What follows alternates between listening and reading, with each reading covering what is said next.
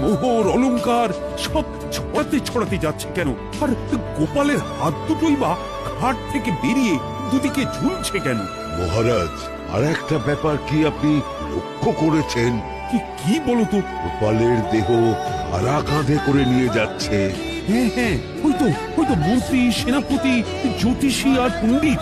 আসলে গোপালের এই শেষ যাত্রা আমাদের কিছু শিক্ষা দিয়ে যাচ্ছে মহারাজ। এই যে দেখুন, যারা গোপালকে সহ্য করতে পারত না, এখন এখন তাদেরই কাঁধে গোপাল যাচ্ছে। তার মানে শেষ পর্যন্ত কেউই কারোর শত্রু থাকে না, সবাই মান অভিমান করে কাঁধে কাঁধ মিলিয়ে পার করে দেয়। আর অলংকার ছড়িয়ে যাচ্ছে, সেটাও বুঝিয়ে দেয় যে এই অর্থ, সমৃদ্ধি সবই ফেলে একসময় চলে যেতে হবে।